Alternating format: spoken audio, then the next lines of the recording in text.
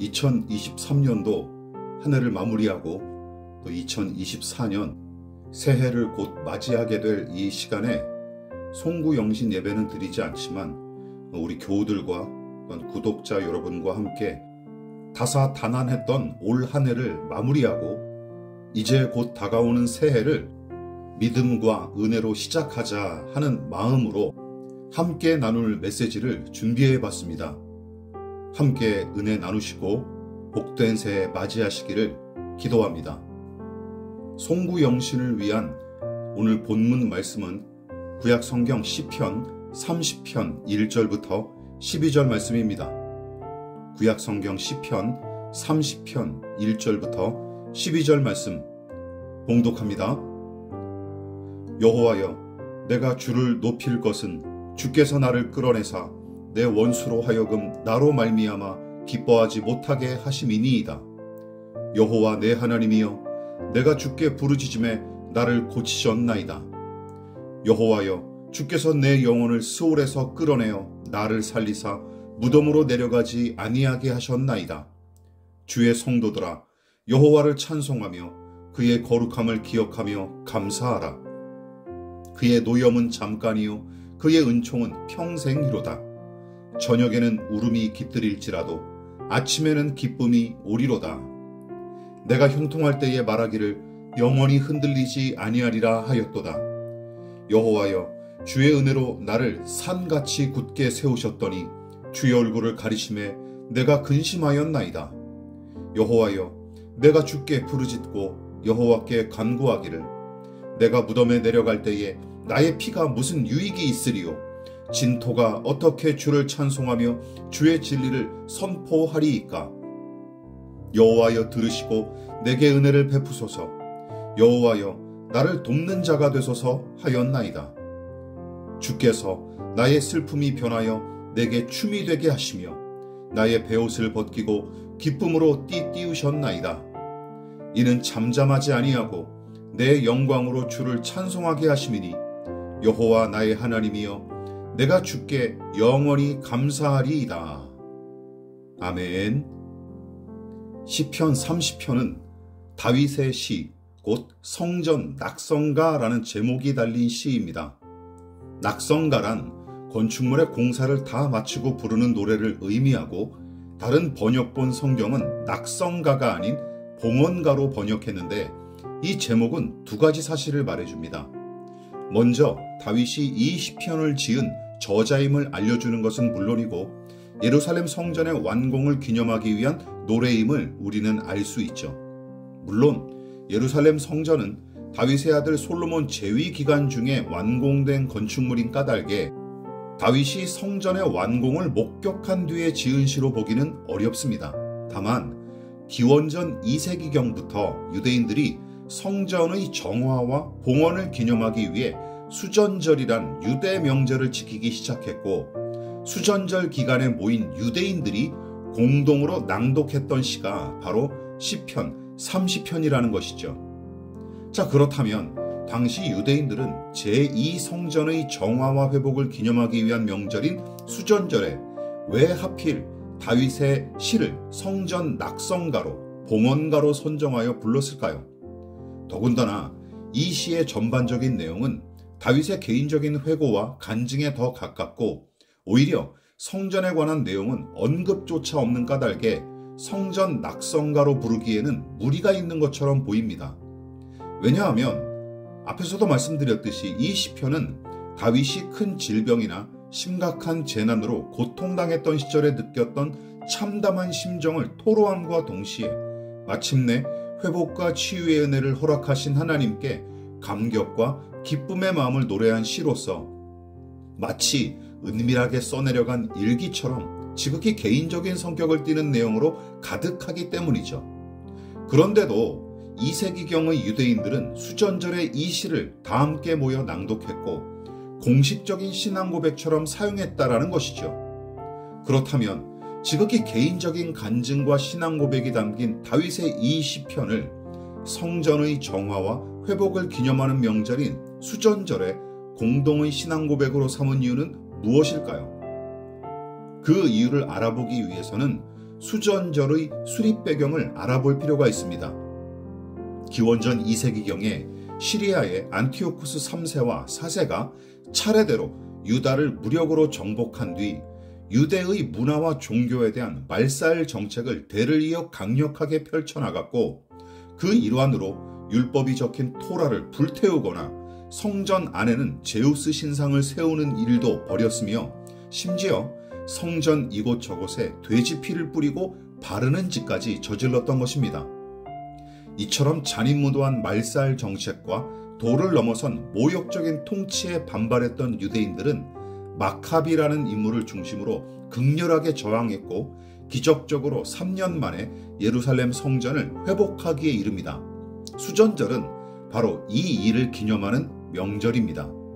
그러니까 솔로몬의 성전은 오래전 바벨론의 침공으로 진즉에 무너져 내렸고, 바벨론에서 귀환한 유대인들은 수룹 바벨 총독을 중심으로 제2성전을 세웠는데, 안티오쿠스 부자의 강압적 통치와 종교 말살 정책으로 제2성전마저 망가지고 더럽혀졌었으나, 기원전 166년부터 164년까지 이어진 끈질긴 저항과 투쟁을 통해 유대의 독립을 쟁취했고, 돼지피로 얼룩지고 우상단지가 세워졌던 제2성전의 정화와 회복을 성취한 일을 기념하는 명절이 바로 수전절이죠.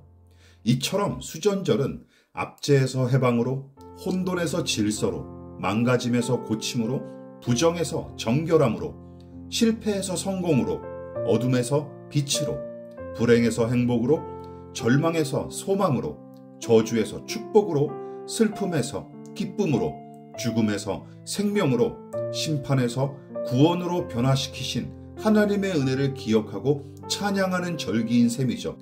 그런데 갑자기 엄습한 질병과 고난과 위협으로 말미암아 절망하고 두려워하며 의심하며 슬퍼했으나, 끝끝내 하나님을 신뢰하는 믿음으로 응답과 기쁨과 평안과 승리를 얻은 다윗의 이 신앙 고백이 수전절을 지키게 된 과정과 매우 흡사할 뿐만 아니라 그 의미를 충분히 담고 있었던 까닭에 기원전 2세기경의 유대 지도자들이 이 시편을 성전 낙성가, 성전 봉헌가로 채택한 게 틀림없어 보입니다.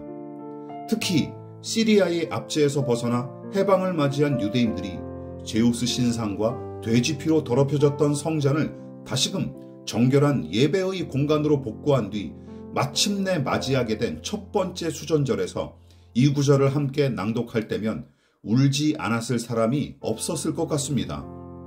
5절과 11절입니다. 그의 노염은 잠깐이요 그의 은총은 평생이로다. 저녁에는 울음이 깃들일지라도 아침에는 기쁨이 오리로다. 주께서 나의 슬픔이 변하여 내게 춤이 되게 하시며 나의 베옷을 벗기고 기쁨으로 띠띠우셨나이다. 올해 2023년의 마지막 시간인 지금, 그리고 이제 곧 다가올 2024년 새해, 이 시점에 누군가 제게 가장 힘든 때가 언제였습니까? 하고 묻는다면 3년 전인 2020년 여름까지는 입대로 고생했던 1994년이나 단독사역 초창기인 2010년과 2011년도, 그리고 후평동으로 교회를 이사한 직후 사역을 내려놓고 싶을 정도로 허무함과 무기력함에 사로잡혔던 2017년 정도라고 이야기했을 것 같습니다. 그러나 지난날 고생하고 괴로워했던 이야기가 죄다 무색하리만큼 2020년 6월 무덥던 그 여름에 저와 제 가족이 맞닥뜨린 비극은 그 어떤 일보다 참담하고 참혹하기 그지없었습니다. 그 해에는 울지 않은 날이 생각나지 않을 정도로 홀로 눈물 흘리는 일이 많았고, 상실의 슬픔과 아픔을 감내하느라 사력을 다한 날이 허다했습니다. 물론 아내와 남은 두 딸도 마찬가지였겠지요.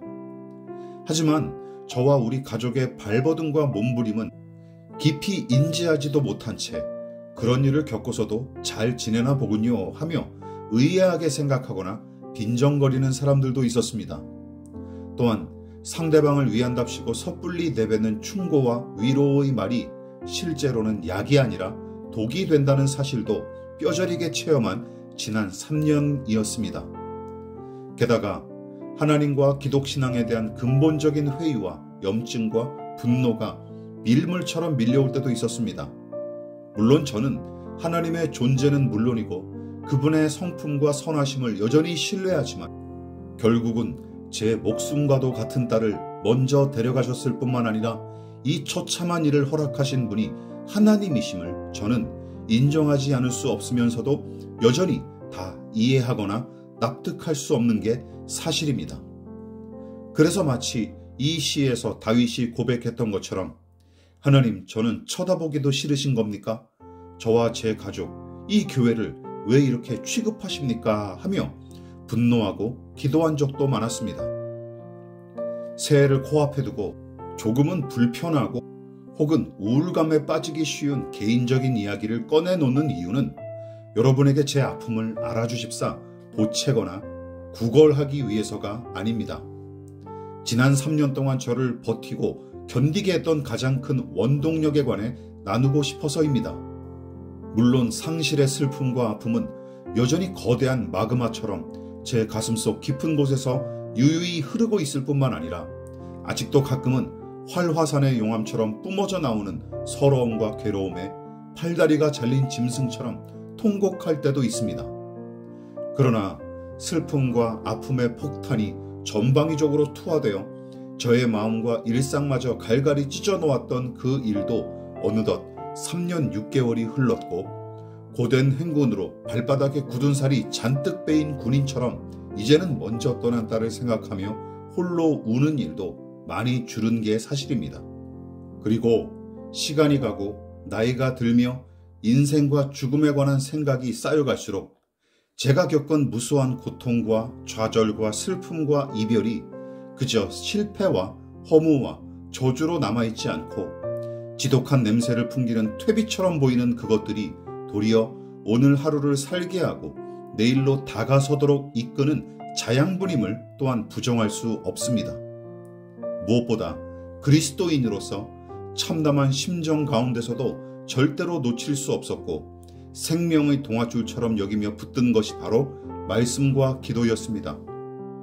말씀을 묵상할 때마다 주시는 깨달음과 위로가 지난 3년 동안 버팀목이 되어 주었고 기도로 분노와 슬픔과 아픔을 한껏 토해놓을 때마다 하나님은 소망과 격려와 확신의 만나로 그날그날 채워주셨습니다.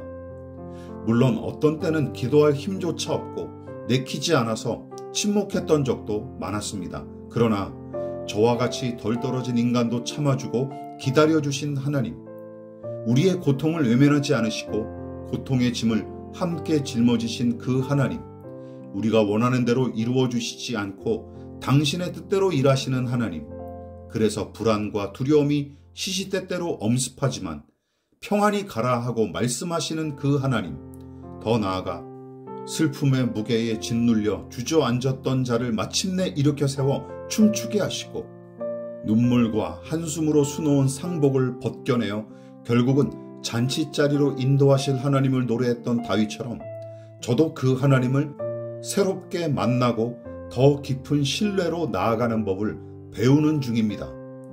또한 무너지고 더럽혀졌던 성전의 회복을 기뻐하고 감격하며 수전절을 지켰던 유대인들처럼 하나님께서 슬픔과 아픔으로 무너졌던 제 마음의 성전을 다시금 일으켜 세우기 위해 일하고 계시기에 느리고 더디더라도 일상의 소소한 기쁨과 보람을 되찾아가는 중입니다. 여러분, 유대인들에게 하루의 시작은 아침이 아니라 저녁입니다. 저녁이 지나면 아침이 옵니다. 슬픔의 저녁이 끝이 아니라 기쁨의 아침이 끝입니다. 물론 하나님께서는 저녁을 없애거나 건너뛰게 하지 않으실 겁니다. 그래서 고난과 슬픔의 저녁을 지나야 승리와 기쁨의 아침이 옵니다. 그러므로 지금 맞닥뜨린 슬픔과 아픔이 전부인 것처럼 좌절하지 마십시다. 하나님께서 허락하실 내일의 승리와 기쁨을 기대하며 믿음을 지키십시다. 그 믿음으로 올 한 해를 돌아보고 겸허하게 새해를 맞이합시다.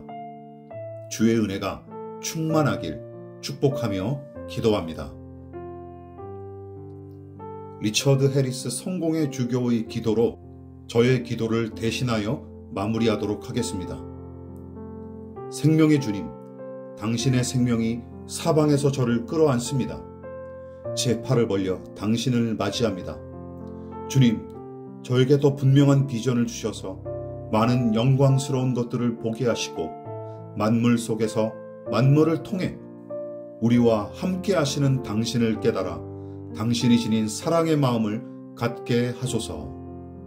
아멘.